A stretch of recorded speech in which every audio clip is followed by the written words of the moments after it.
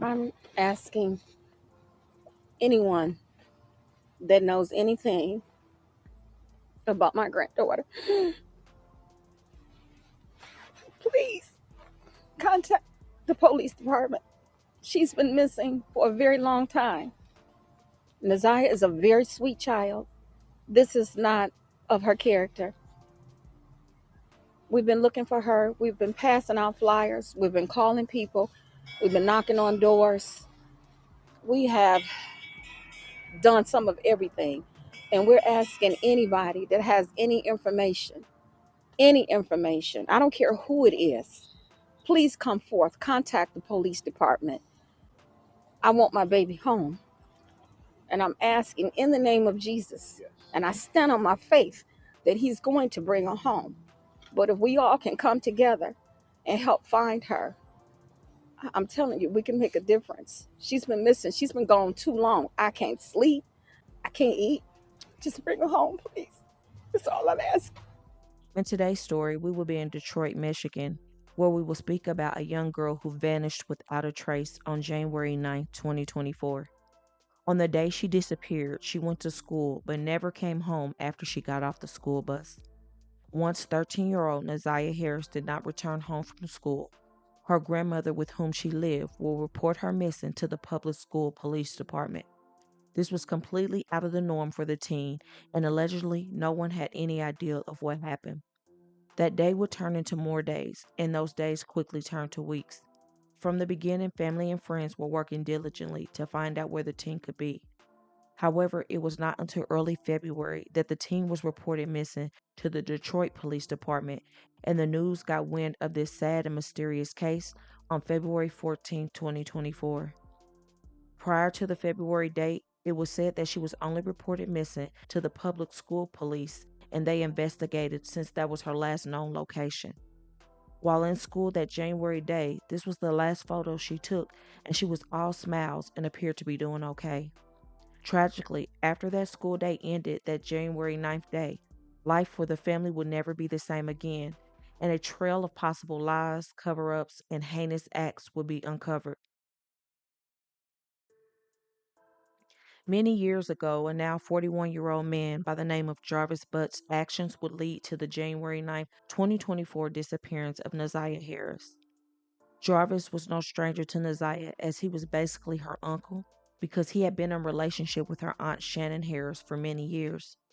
Jarvis and Shannon had children together, and Naziah was said to live under the same roof with them and her grandmother because her mother was allegedly dealing with some bad addictions. The home was supposed to be a safe place for the 13-year-old to grow up, but it turned out that a few years back in 2022, the home became the complete opposite. See, Naziah's uncle Jarvis had a very dark past and should not have been allowed to be around any young people or be able to have his own. According to law enforcement, Jarvis will pick a woman to date to be able to have contact with their daughters. His path of destruction seemed to have started many, many years ago. Before he was in a relationship with Shannon, he was also married before in the past and had other kids. When I tell you all the things he was said to have done, please brace yourself because he is and was a real life monster. Some years back, he started to essay his own daughter at 4 and ended up giving her at 4. Sick. Plus, there was other victims throughout the years that he was charged for, and the list of his crimes is beyond sickening. To make matters worse, he was said to be a known area, and allegedly women would still mess with him. Jarvis even did time for his disturbing actions, but he got out and continued to do the same horrible things. He had already served time when he had got with Shannon, Naziah's aunt, and allegedly she knew of his past. Whatever the truth is, she ended up having a long relationship with him and multiple kids. Also, it was alleged that Jarvis had a rather large number of kids by multiple different women, so no telling just how many young people he took advantage of. However, in regards to the case we are speaking of today, it all looks to have begun in the year of 2022. This is when Jarvis allegedly began sending suggestive text messages to a then 11-year-old Naziah, and she sent suggestive photographs of herself in return.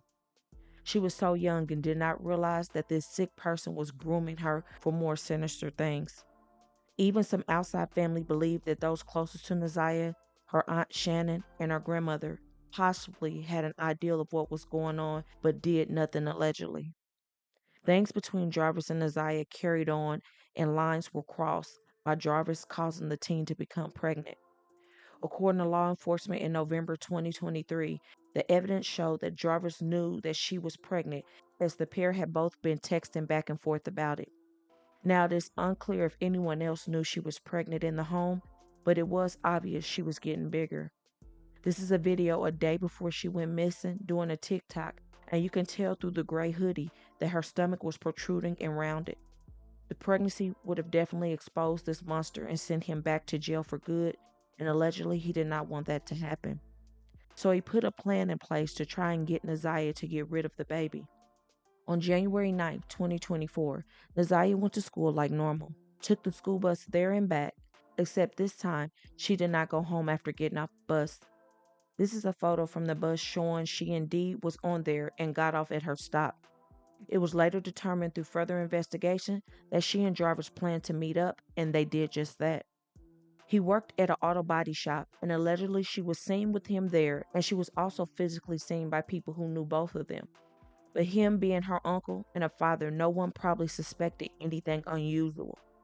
Later that night, authorities said that around 9:30 p.m., Jarvis checked into a hotel, and that was the very last time Naziah was ever seen alive. However, all of this was found out through investigation after she went missing. After the press conference that took place in the early stages, multiple people and agencies hit the ground running to find the teen. One of the people who searched day in and day out was Naziah's father, who was tore up about his daughter's disappearance. Sadly, his efforts to find her led him to an early grave, and on July 24, 2024, over 6 months after his daughter was gone, he passed away from a broken heart. The man literally passed away from heart failure, fighting to get his daughter home. As more time passed by, it was brought to light that something more sinister took place, and Naziah was presumed to be unalive. On the day she went missing, it was also the day Jarvis was supposed to turn himself in on a gun charge. He knew that he was going to be behind bars for a while and did not want Naziah to have the baby. Detectives also learned that his phone records from January 10, 2024 shows that he was searching about ways to get rid of a baby. So possibly she was still alive on January 10th, but he had hid her in the hotel trying to figure out how he could cover up her pregnancy. Before officially being charged with taking her life on September 26, 2024, there was evidence that led authorities to believe she was no longer alive, and Jarvis was the primary suspect. Her clothes she was wearing that January day were found, and her shoes with bodily fluid, but no Naziah. However, even before he was charged, some extended family already believed he did it. Sadly, as the recording of this video, Naziah, who would be 14 now, is still missing and needs to be found. Jarvis' current charges in this case are first-degree premeditated unaliving, second-degree criminal suggestive conduct, and child suggestive harm activity. Those charges are just for Naziah, as Jarvis was also charged for other ped crimes against other young girls. The picture behind me is of Zanaya, and that will always be haunting because it was taken just a short time before the evidence shows that she was never seen or heard from again. It was taken by Naziah herself, a selfie. That's the last known picture that we know about of her. We will provide to you later a very skeleton timeline of the time right before her, before and after. Of course, the detail would be provided in court. The evidence shows overwhelmingly in this case that she is in fact deceased. The last time she was seen alive was January the 9th of this year, 2024, almost 9 months ago. Her missing status was reported to the Detroit Public School Police Department by her grandmother on that very day, when she never returned home from school. And again, that was January the 9th of 2024. In early February, the case was turned over to the Detroit Police Department.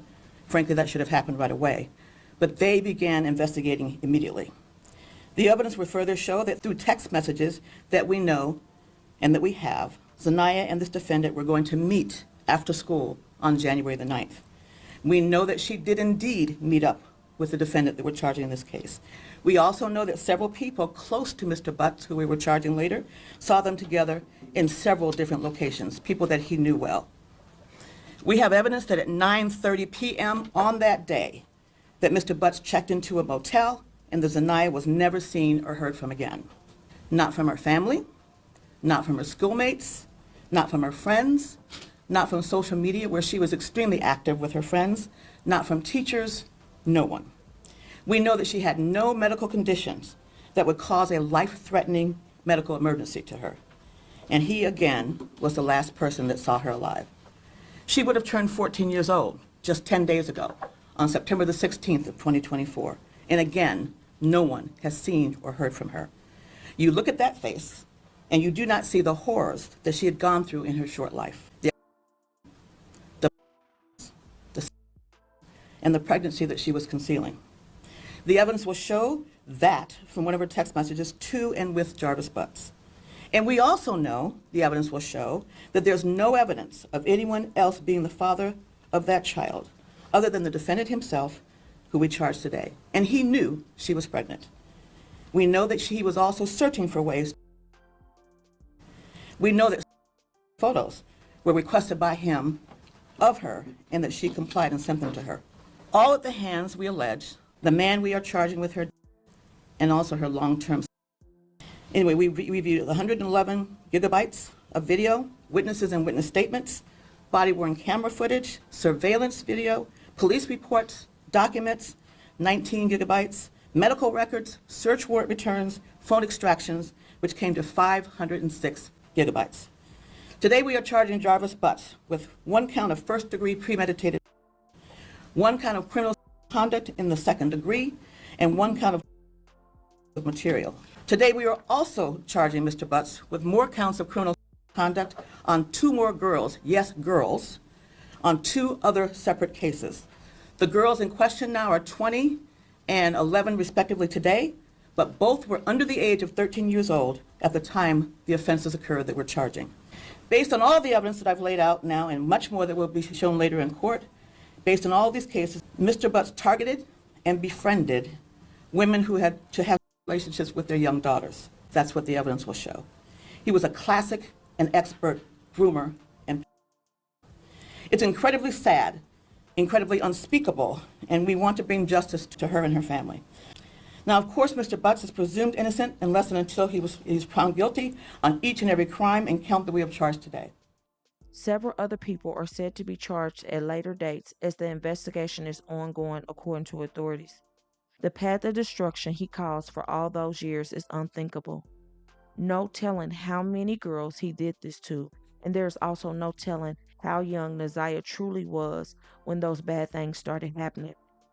Everything involving him makes me sick to my stomach, and I pray that he tells where he put her body so that she and her baby can be laid to rest correctly.